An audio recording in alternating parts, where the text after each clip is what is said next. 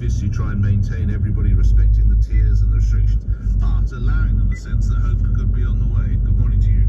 Good morning, Nick. Well, I think we're all going to be quoting Jonathan Van Tam for some time to come. I think it was a masterclass in public health communication last night, and I wouldn't say that about many of the briefings we've listened to. He also said, we've seen a swallow, but this is definitely not the summer. And I thought that was really the best. He also said, we're standing on the platform and it's cold and dark, but you can see too. Look, did you hear that one? And the train is on the way or something. As I say, it was brilliant. But anyway, moving on. Yes, indeed. Yes, perfect. So what we need to do, Beata summarised very accurately there all the science as we know it today. What we're going to have to do for some months to come is maintain what we call the non-pharmaceutical interventions, which is exactly the stuff you just described. Not only hand space, whatever it is, but also... You've shown me up again, Professor, but do go on. Also open the window, which is, ventilation. That's the other bit that we don't talk enough about.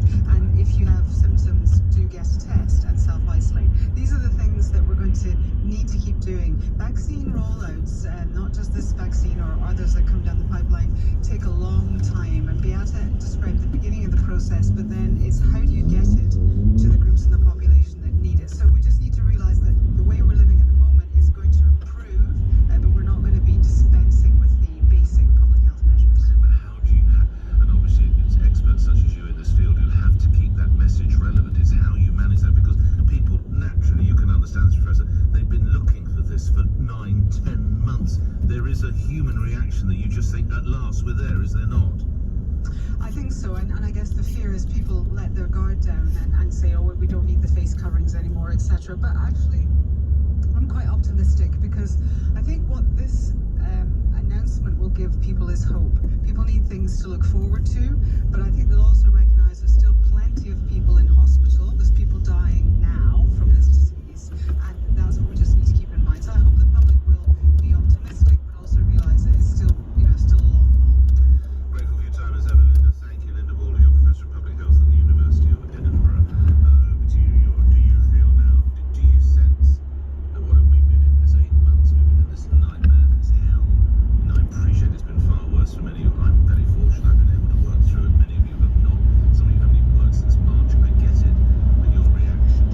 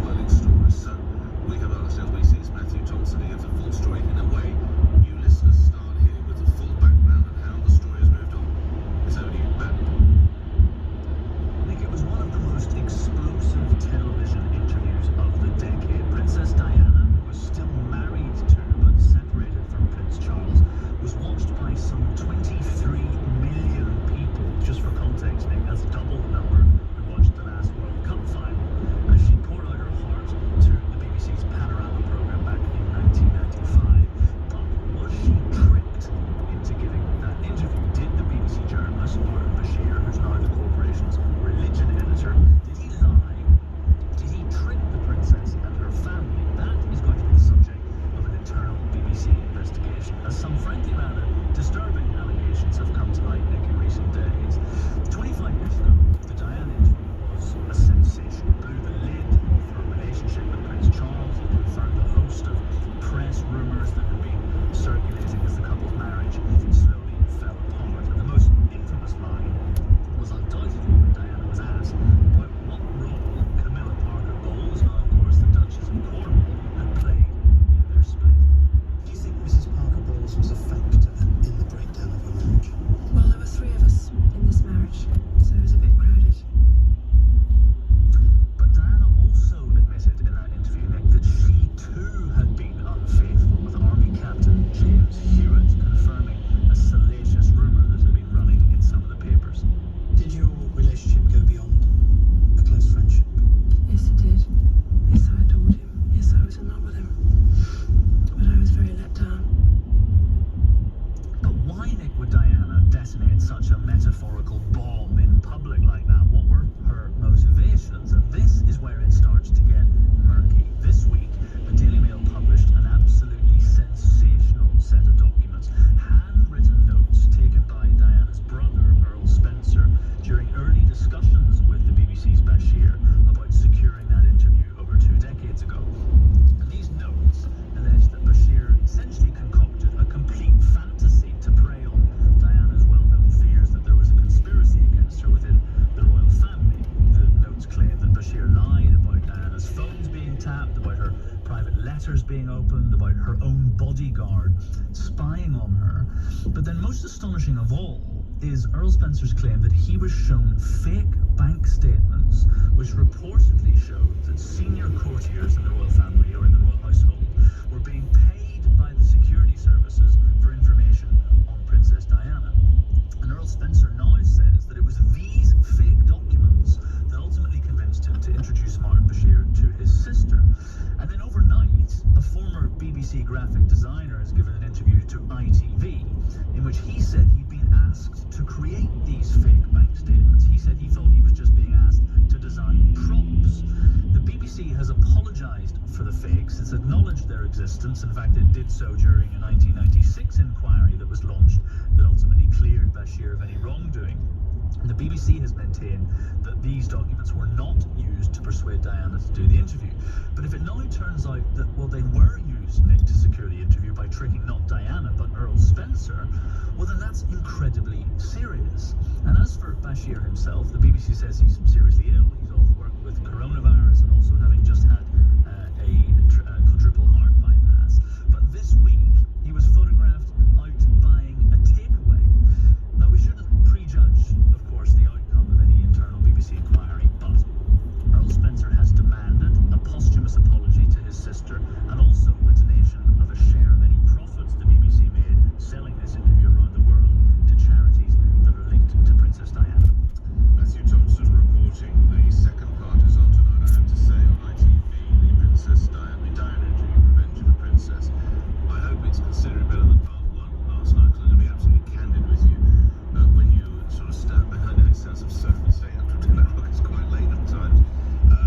And it was just a trip, what they say in journalistic terms, it's just a trip round the bay. And there's a trip round the bay. We just pick up interviews, everything you'd already heard before.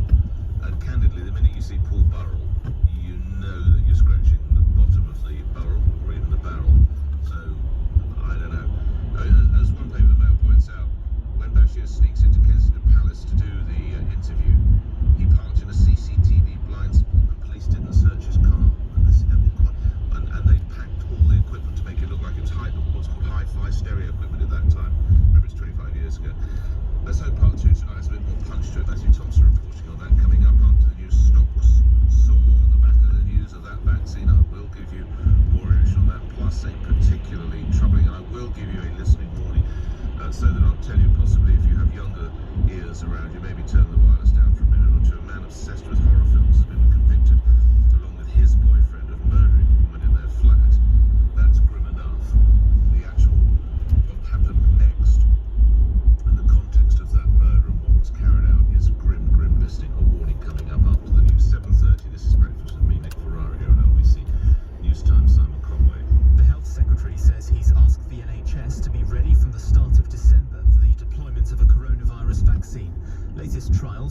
jab being developed by Pfizer and BioNTech is 90% effective, but Matt Hancock says there are still many steps to come before it's ready.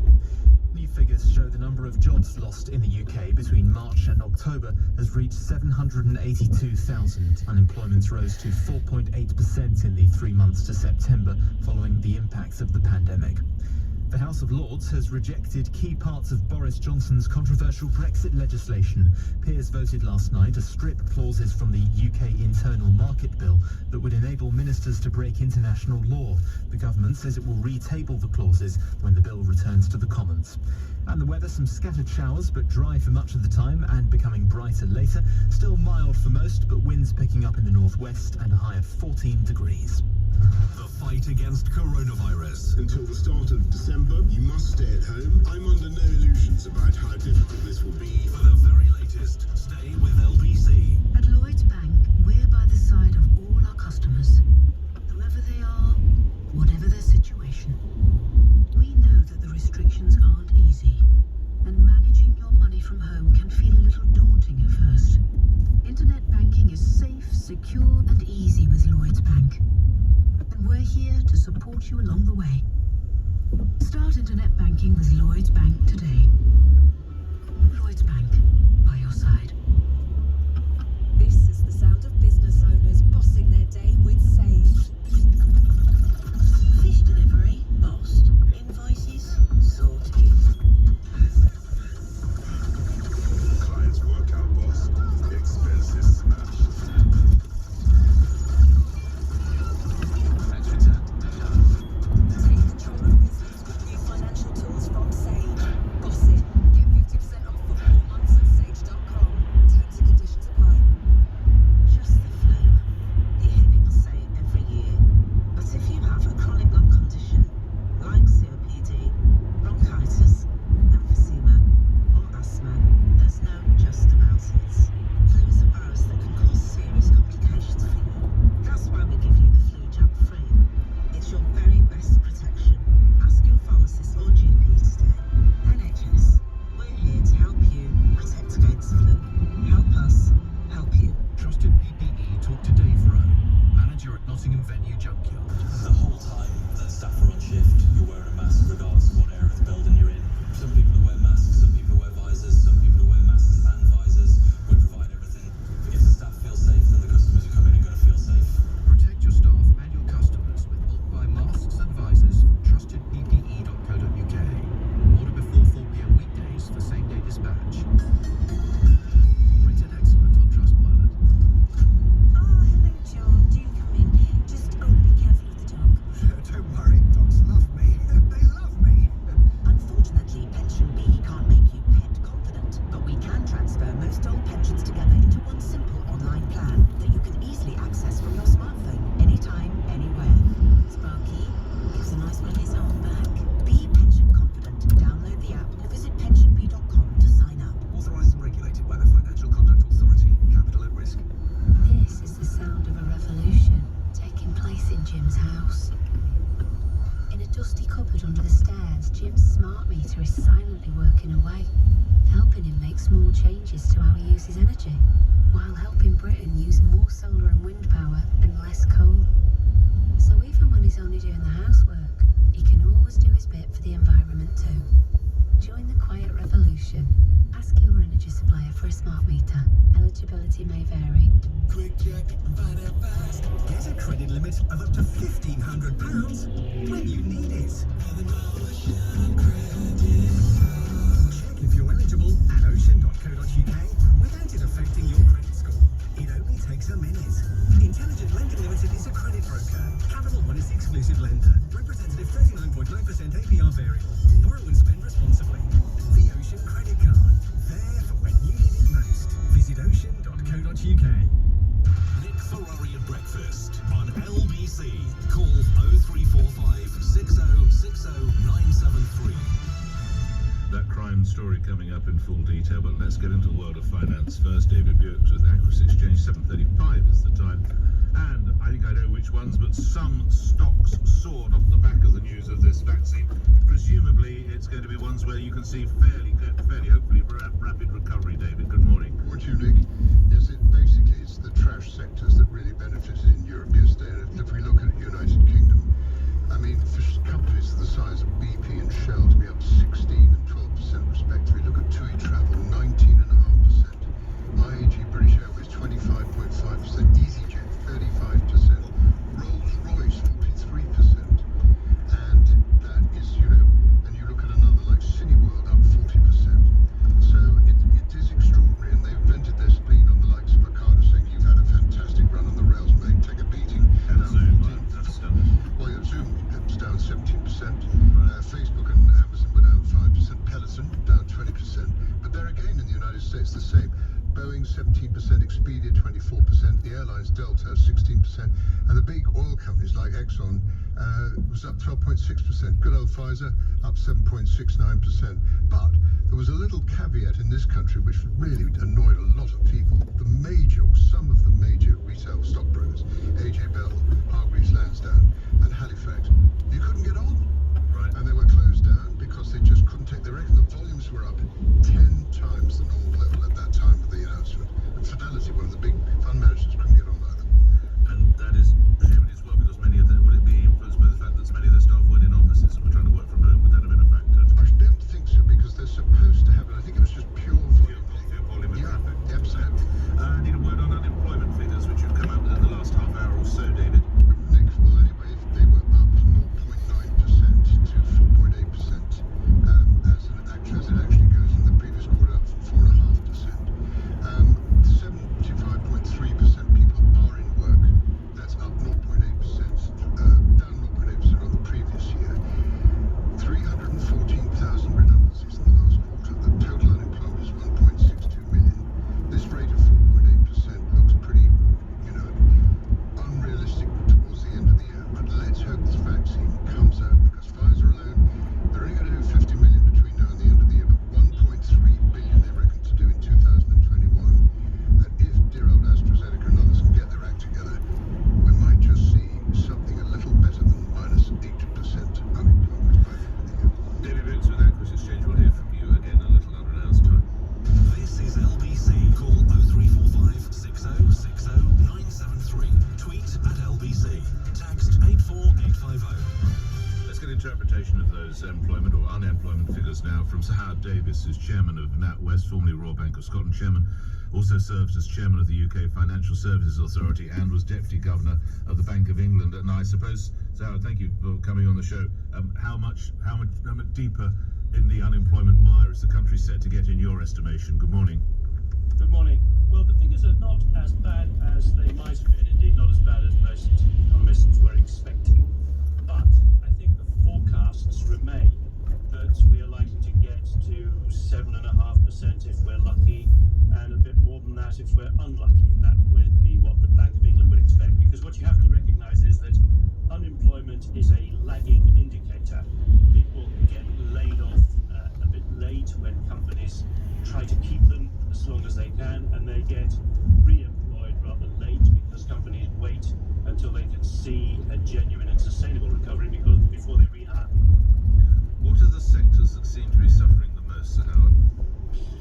Well, I think it's obvious that the parts of the retail sector, not the online sector, of course, but shops are in some difficulty, and particularly, of course, leisure, hotels, and travel are all the areas which are effectively still closed down, and so it's not surprising that they're the places where jobs are being lost. Where might the bounce back be seen? If there is a bounce back, please God there is, where that might be seen first? Well, I think it would be seen in the hospitality sector if that can be reopened. Of course, we had a temporary period when it was open, and that did help quite a bit. And if we got an international testing regime in place, then that would be very positive for travel and tourism, which does employ a lot of people. At the moment, manufacturing is okay. In fact, manufacturing vacancies have gone up, and construction